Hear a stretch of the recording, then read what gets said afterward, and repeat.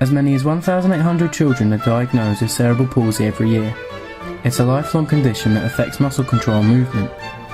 Although it cannot be cured, help can be provided to alleviate its symptoms.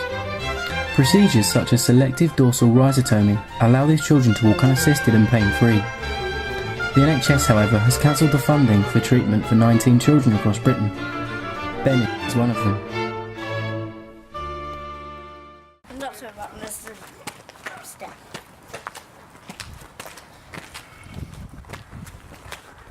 Unfortunately, NHS England have cut the funding for this operation. We literally missed out by a week.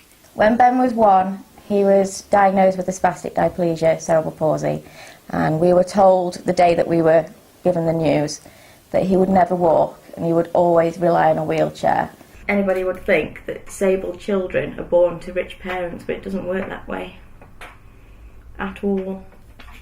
He was 1 year and 1 month old when he was diagnosed, but it was obvious from when he was 6 months old that there was something wrong, but the doctors wouldn't acknowledge it. I think for a man, if you can't take the pain away from your kid and you can't make them better yourself, it's difficult. Whereas a mum just instantly sort of wants to give him a cuddle and we'll just help him do whatever we have to do. Gary wanted to fix it, but there wasn't a fix. You couldn't fix it because it's brain damage. It took us a long time to make the decision to have spinal surgery for him. We were told 18 months ago that he'd been put forward for it, and we looked into absolutely everything and then made a decision to go ahead.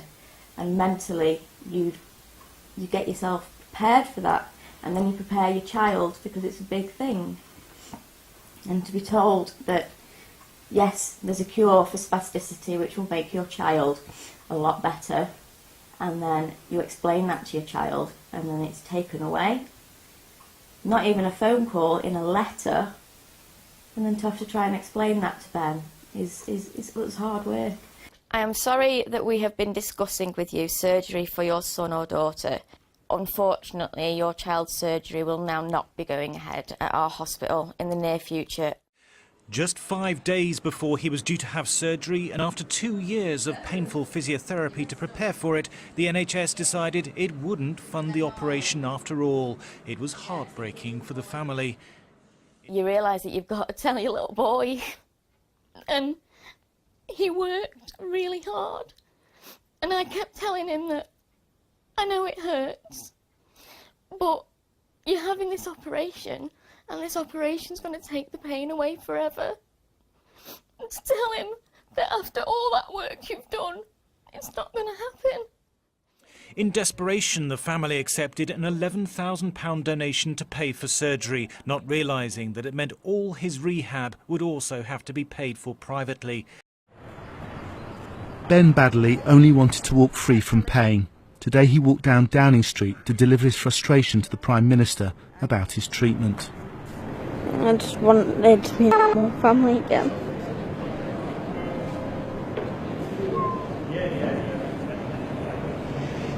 This is why we're here, isn't it?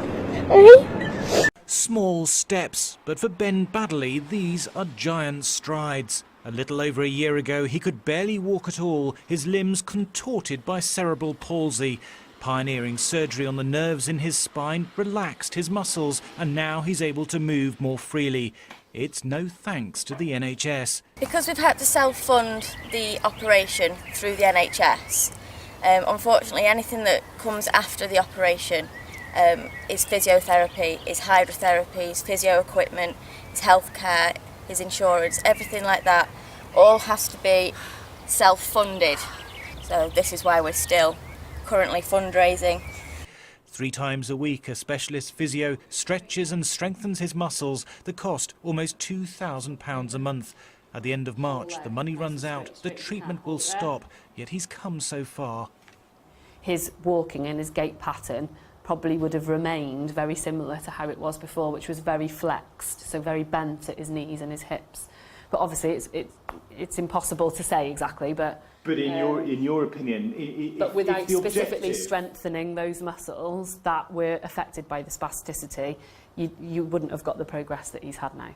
NHS England argues the benefits of the operation are uncertain. Shortly after Ben's surgery was blocked, it started a study of the SDR procedure. It said in a statement, not only does this enable these children to have potentially life-saving surgery, but it also provides a real opportunity to gather vital evidence we need on the effectiveness of the procedure. But Ben is in no doubt. Before the operation, he couldn't even play with his Lego.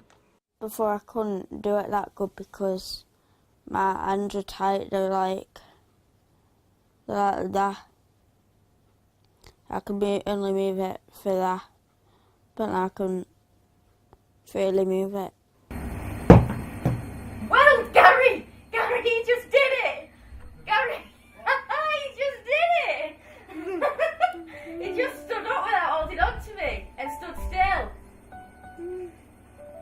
Your dad missed it. Come here. Step back down. Yeah, you can have a hug. Are you proud of yourself?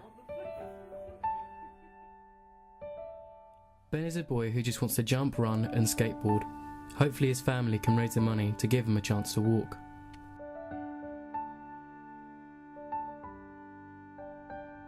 We're going to raise it, aren't we? So stop looking worried.